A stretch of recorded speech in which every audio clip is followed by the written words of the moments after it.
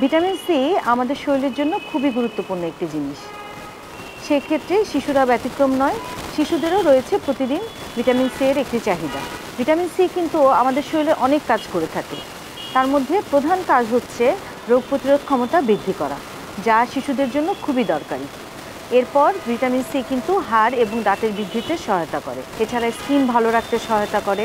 আর vitamin সির একটি মূল কাজ হচ্ছে বাচ্চাদের ক্ষেত্রে অ্যানিমিয়া প্রতিরোধ করে, মানে রক্ত স্বল্পতা প্রতিরোধ করে। কারণ ভিটামিন সি আয়রনটাকে শরীরে ঢুকতে সহযোগিতা করে, সেই জন্য আমাদের শরীরে বাচ্চাদের শরীরে অ্যানিমিয়া কম হয়। এবং ভিটামিন সি কিন্তু বাচ্চার অলরেডি যেটা বললাম যে রোগ প্রতিরোধ ক্ষমতা বৃদ্ধিতে সহায়তা করে, এবং সেজন্য আর যদি কোনো জায়গায় কেটে যায় বা ছিলে যায়, সেই জায়গা কিন্তু হিলিং, যেটা তাড়াতাড়ি ভালো হতে, রিপেয়ার করতে ভিটামিন সি সাহায্য করে। তাহলে আসুন জানি যে কী কী খাবারে ভিটামিন সি আছে যা আমরা বাচ্চাদেরকে খাওয়াতে পারি।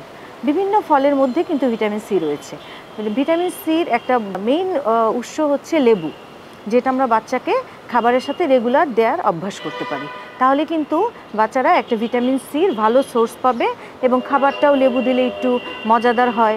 বা 1 বছর নিচের বাচ্চাদেরকে যখন আমরা লবণ দিতে না করি, তখন লেবু দিলে কিন্তু খাবারটা একটু সুস্বাদু হবে। তারপর রয়েছে হচ্ছে কমলা, আঙ্গুর, আনারস, পেয়ারা, আমলকি, এগুলো ফলের মধ্যে কিন্তু ভিটামিন সি প্রচুর পরিমাণে রয়েছে।